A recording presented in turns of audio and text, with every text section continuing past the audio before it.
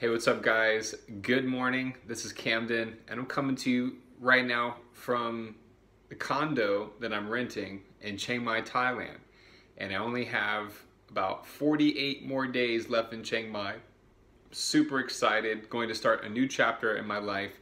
And in today's video message, I want to bring to you a quick and easy, cheap, could be free way to not only help extend the lesson to make it more educational and also fun, but also a way to get an insight into your students' family, culture, tradition, and things of that nature.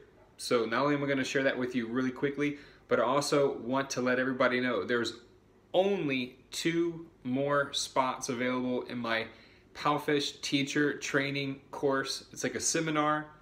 There's only 2 more spots. January 27th, 8 p.m. Thai time, 9 p.m. Beijing time. It's on a Sunday, so you guys got to act fast. Access it through the student version Palfish application, and then you can enroll. There's only 2 spots left, and I hope that you guys can make it.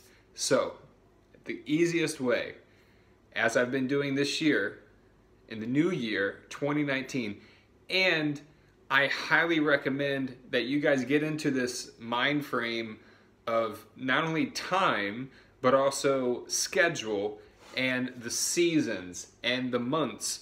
And you're probably like, what is Camden talking about? I know about the months. I know about the seasons and the year.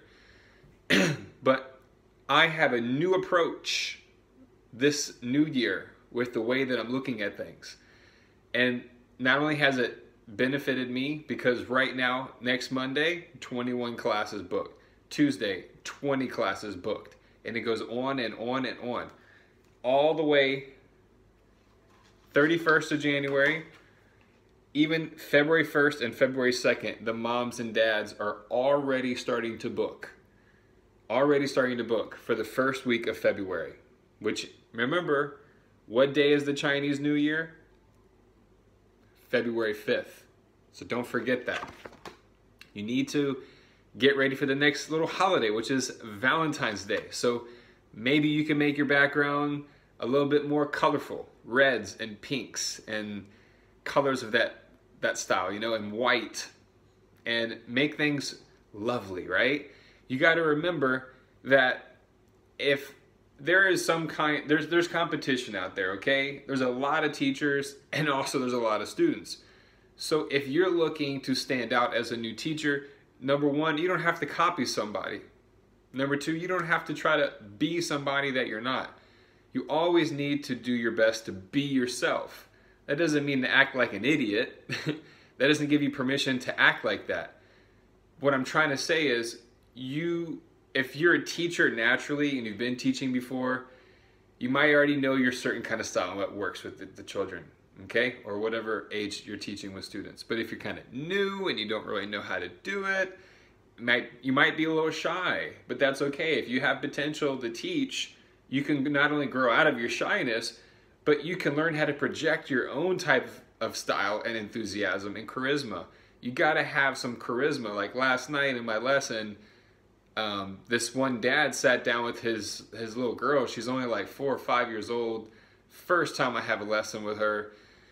And I felt nervous inside because he seemed like a really wonderful father. I think he is too.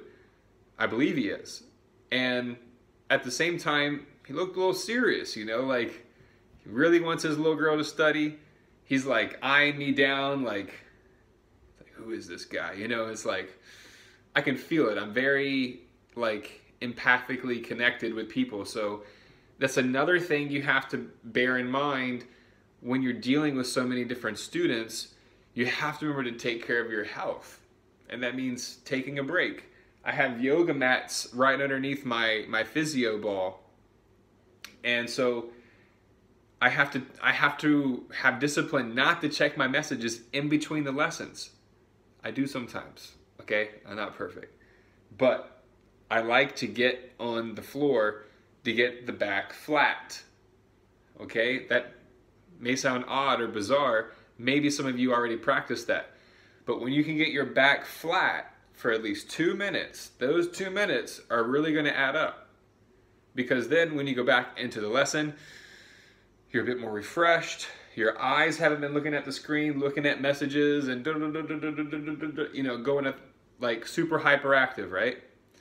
So you want to stay in control and not get wrapped up in drama, not get wrapped up in messages and other apps that are going on. You want to remain focused on what you're doing, and when you have that break, if you have many classes in a row, you need to do some type of stretching. You need to walk around. You need to, I have this thing, check it out. It is pretty heavy. It's solid wood. This is a massage school. If you're interested, so what you do is you put your feet on here, and there's 3 types of levers. This one's like the least amount of resistance, but it still does the job. You only stand for like a few minutes, less than 5 minutes, and then your knees, your hips, everything feels like a lot more stretched out. So put that down. So there's little things that you can do in between your lessons to keep you refreshed and to make sure that you maintain everything long term. So just putting out a few things so that you could probably put into your daily formulas, okay? Just a few recommendations. Now, the next thing really quickly I want to touch on is, of course, you need to open your schedule. Open your schedule. Oh, we got to go back to the calendar. I was wondering where the calendar was. So, just want to be brief. Guys, you can use the calendar, okay? Everybody's waiting. I'm sorry, guys. I got a little sidetracked. I was looking at the foot thing. This is the end of the video right here. So, some students might be into the calendar. I'm really into a calendar. So, if you're into something, you can always make it interesting. You can always make it appealing and attractive. And some students, what's great is, I said, hey, as soon as I start the lesson, I say, good morning. Whoa, hey, it's Saturday. Like, it's a fun day, you know, it's a fun Saturday, and Sunday it's the weekend. And now everybody's officially off for the winter vacation in China. As far as I know, some students might have a lot of lessons during the day and homework, but that's pretty much routine. So you want to remember that the calendar can be your best friend. So for example, even if you're having a student brand new, you could show them, this is like Lao in English, but you can show them January, February for like the young and beginner ones, okay? Like if you finish the lesson really early, instead of just showing pictures, instead of just writing stuff or, you know, being spontaneously silly, the parent will really appreciate it typically if you try to do something educational like this, because you can practice the days, you can practice the weeks, you can practice the months, pronunciation, you can do clapping like Monday. So those are for beginner.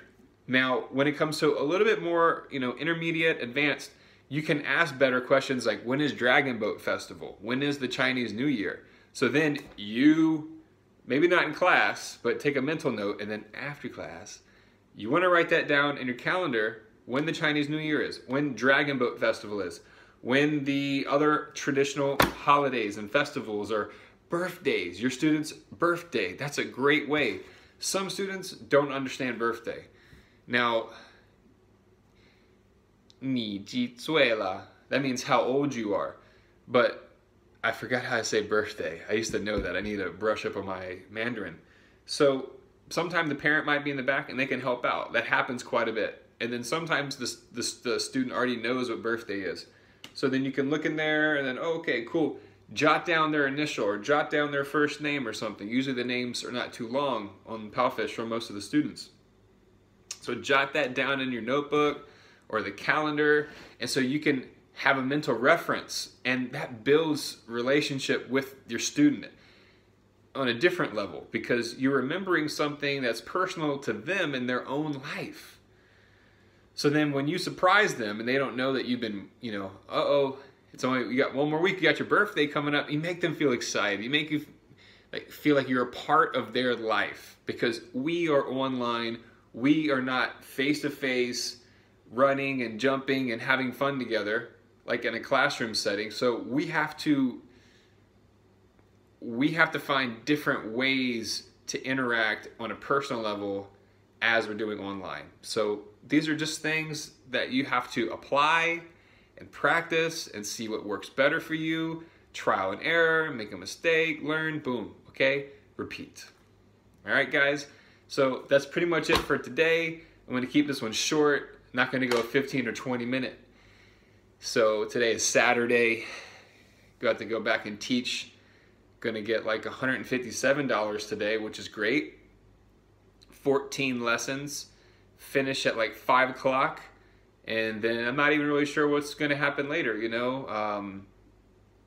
Just gonna enjoy the day, take it step by step, class by class, and keep sharing these videos with you guys. Thank you so much for the new subscribers, everybody who's already subscribed, people who hit the thumbs up and comment and ask questions. Guys, it really does make a big difference, because the more interaction on this channel, the more YouTube's going to share it to other people who are teaching English abroad. It really happens like that. That's why the algorithm works. So thank you guys so much for making that possible, and even more possible. If you have any questions, don't hesitate, ask me in the comment section. I already got back to everybody from the video yesterday, so thank you to the people who commented on the video from the one that I just actually uploaded like 10 minutes ago. Now I'm making a new one. And the last thing I want to say real quickly, if you are interested in getting TEFL certified, you need to go into my description, click into the link, fill out like a couple questions, and there's a TEFL course in Bangkok, Thailand. They have benefits for non-degree holders, and it's just an amazing course. They have great benefits, and it's accredited by the Thai Ministry of Education, and it also meets the new regulations being rolled out for this new year in China for online teaching. So you guys, teaching English abroad has the ability to change your life, but only you can make it happen. So that's it for now. And I've gone from, you know, like in the last video, $7 to $22 per hour. So watch your pride, your levels of pride. Don't get too proud of yourself. Don't let your ego get too big. You know, keep a sense of humbleness and humility. And these are things I'm trying to practice in the new year. So I'm relaying that on these videos to you guys. Have a great day. Have the best day of your life. Make healthy choices. Stay happy. And be positive and optimistic. And keep moving forward. Thank you so much. Adios, amigos. See you later.